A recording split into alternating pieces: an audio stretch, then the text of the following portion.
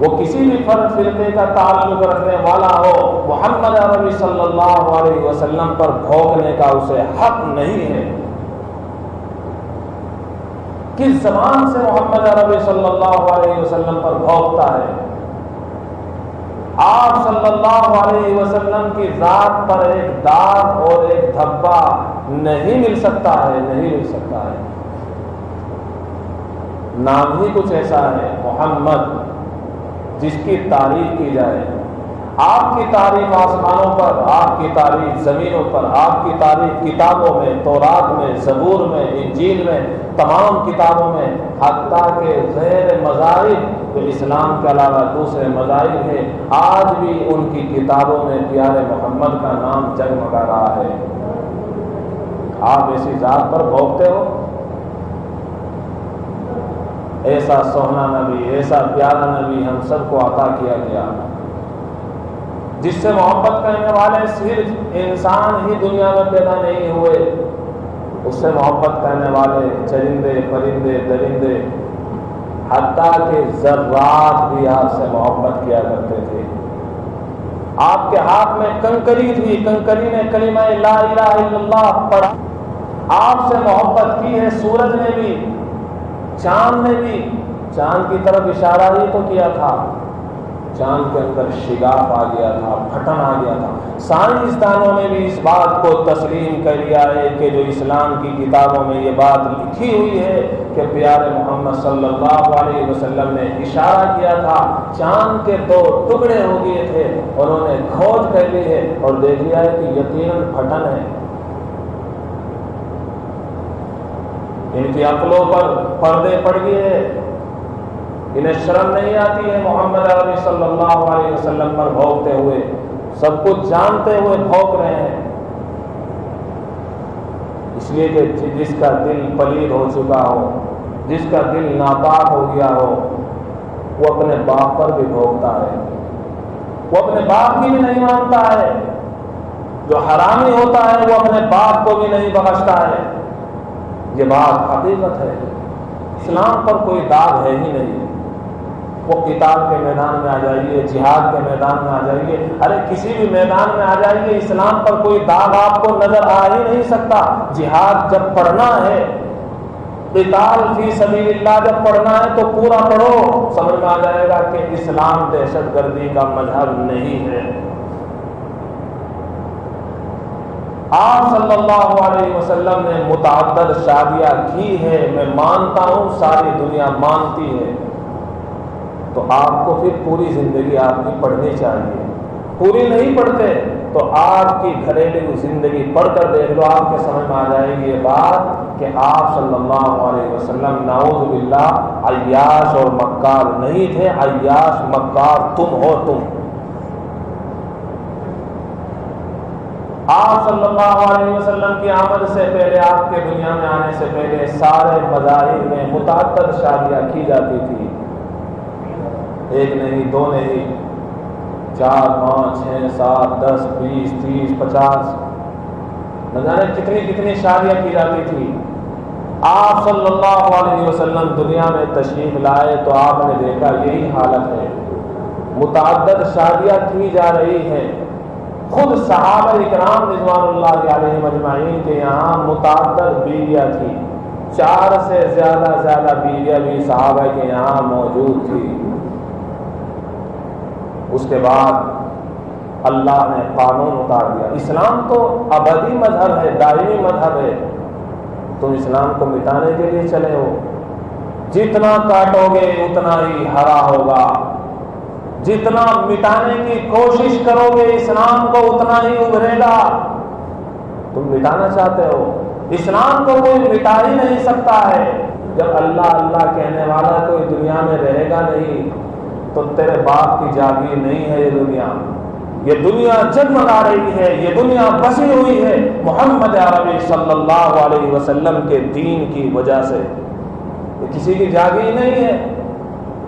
اللہ اللہ کہنے والا باقی ہے، اسلام باقی ہے تو دنیا بھی باقی ہے، سورج بھی باقی ہے، آسمان بھی باقی ہے، ساری دنیا باقی ہے، یہ کسی کی جائیداد نہیں ہے۔ تو میں بتا رہا تھا کہ آپ صلی اللہ علیہ وسلم کے دنیا میں آنے سے پہلے متعدد شادیاں کی جاتی تھی. آپ صلی اللہ علیہ وسلم دنیا میں آئے تو صحابہ کی متعدد شادیاں تھیں. 4 سے زیادہ بیویاں لیے ہوئے تھے. اس کے بعد اللہ کا قانون آ گیا فَانكِحُوا مَا طَابَ لَكُم مِّنَ النِّسَاءِ مَثْنَىٰ وَثُلَاثَ وَرُبَاعَ. 4 تک کی اجازت ہے، آج بھی اجازت ہے، بشرطے کہ انسان کے اندر طاقت ہو، تمام کو تمام ایک نگاہ سے دیکھتا ہو، سب کے ساتھ انصاف کرتا ہو، اتنی طاقت جسمانی بھی ہو، اتنی طاقت مالی بھی ہو. اس کے بعد اجازت آج بھی ہے، کون منع کرتا ہے؟ بہرحال 4 تک کی اجازت ہو گئی. صحابہ رضوان اللہ تعالیٰ علیہم اجمعین کو 4 تک کی اجازت ہو گئی تو صحابہ نے بڑی قربانی پیش کی ہے. تو 4 سے اوپر 5 6 7 جتنی بھی تھی سب کو طلاق دے دی. اور صحابہ اکرام رضوان اللہ تعالیٰ علیہم اجمعین کے وہ فقیر بھائی جن کے کوئی بیویاں نہیں تھی ان کو عطا کر دی، آپ ان سے شادی کر سکتے ہو. تو صحابہ رضوان اللہ تعالیٰ علیہم اجمعین کو اجازت مل گئی، 4 تک کی اجازت ہے. اس کے بعد صحابہ رضوان اللہ علیہم اجمعین نے اس حکم کو دل سے بھی مانا، انگ سے مانا، تسلیم کیا. آمنا وصدقنا یہ نعرہ تھا صحابہ کا، کاش کہ یہ نعرہ ہمارا بھی ہو جائے. ہم نے بات سمعنا و اطعنا، اللہ کی بات کو سن لی اور دل سے مان لیا. کاش کہ یہ میرے دل میں اور آپ کے دل میں یہ بات اتر جائے. لیکن آپ صلی اللہ علیہ وسلم کے لیے یہ قانون نہیں تھا دوستوں. سب سے پہلی بات تو آپ یہ سن لیں، سرور عالم صلی اللہ علیہ وسلم کی جوانی 25 سال کی جوانی ہے. آپ نے متعدد شادیاں نہیں کی، آپ کے صرف ایک بیوی تھی، وہ بھی 25 سال کی عمر میں، اور وہ بھی بیوہ، اور وہ بھی 2 شوہروں والی، جس کے 2 شوہر وفات پا چکے تھے. حضرت خدیجہ الکبریٰ. آپ کی عمر 25 سال ہے، آپ کی بیوی کی عمر 40 سال ہے. تو نوجوان 25 سال کا اور شادی صرف ہے. کیا آپ زیادہ شادی نہیں کر سکتے تھے؟ اس وقت کر سکتے تھے، لیکن آپ صلی اللہ علیہ وسلم نے امنگتی چڑھتی ہوئی جوانی کو صرف اور صرف ایک بیوہ عورت کے ساتھ گزار دیا. اور یہی نہیں، جب تک حضرت خدیجہ الکبریٰ زندہ رہی آپ نے کبھی دوسرا نکاح نہیں کیا. جب 50 سال کی عمر ہو گئی آپ صلی اللہ علیہ وسلم کی، تو آپ صلی اللہ علیہ وسلم نے دوسری شادیاں کی ہے. تو سرور عالم صلی اللہ علیہ وسلم نے حضرت خدیجہ الکبریٰ کے رہتے ہوئے کبھی دوسری شادی نہیں کی. 25 سال گزارے ہیں اس عورت کے ساتھ. کتنے؟ 25 سال. وہ جوانی، کیا جوانوں میں طاقت ہوگی. آپ صلی اللہ علیہ وسلم کے اندر طاقت 100 مردوں کے برابر تھی، حدیثوں سے ثابت ہے.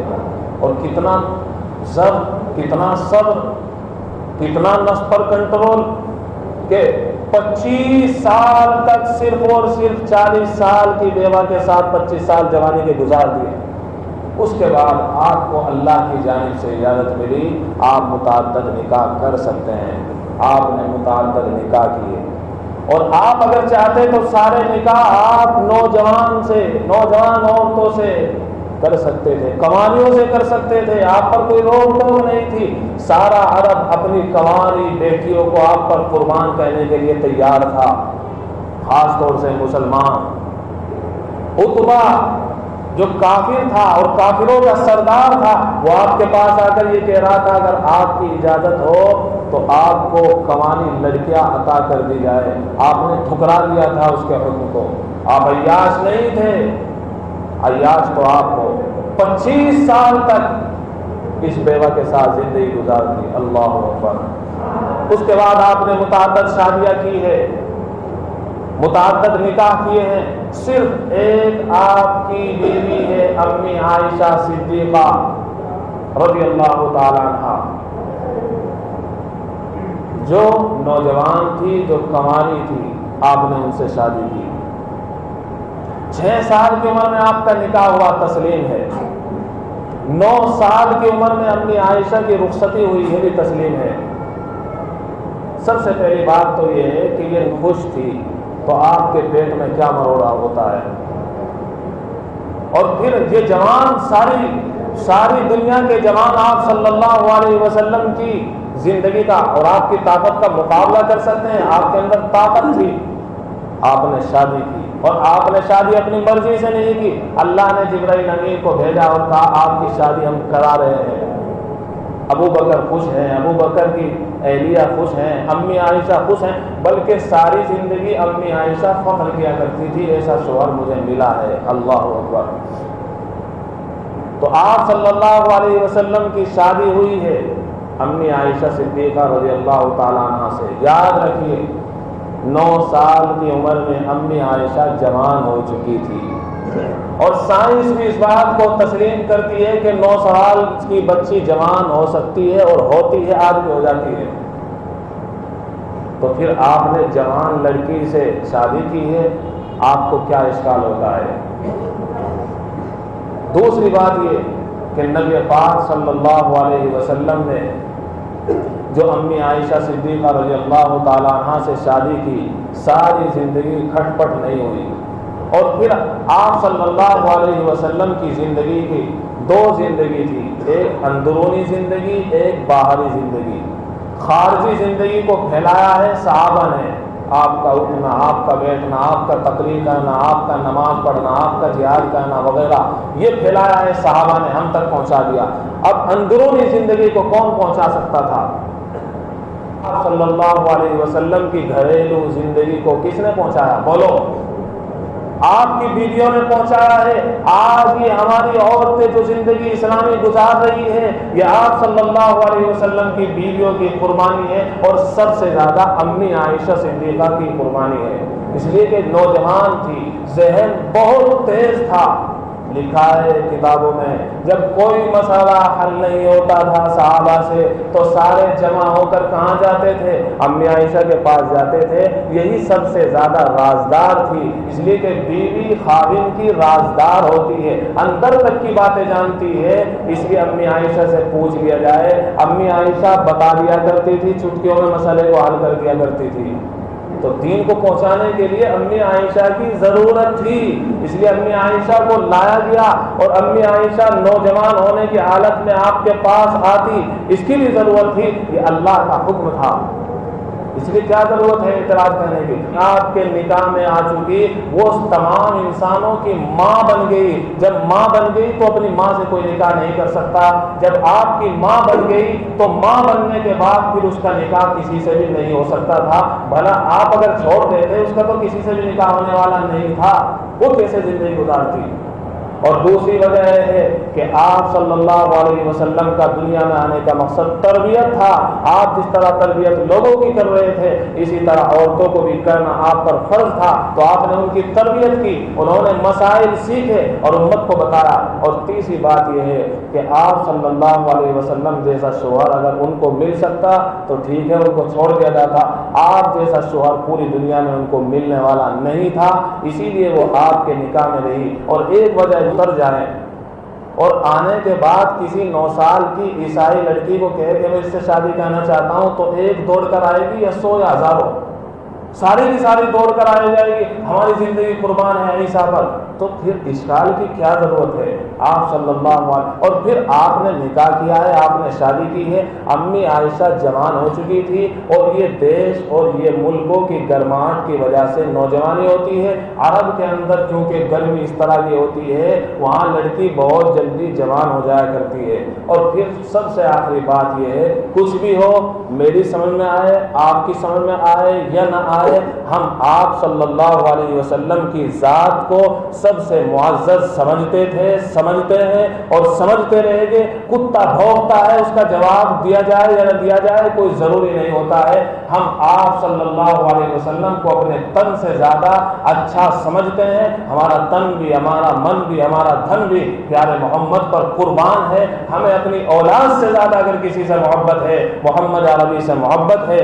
ہمیں اپنے باپ سے زیادہ اگر کسی سے محبت ہے محمد عربی صلی اللہ علیہ وسلم سے محبت ہے کہ محمد سے وفا تو نے تو ہم تیرے ہیں، یہ جہاں چیز ہے کیا لوح و قلم تیرے ہیں، اور محمد کی محبت دین حق کی شرط اول ہے، اسی میں ہو اگر خامی تو سب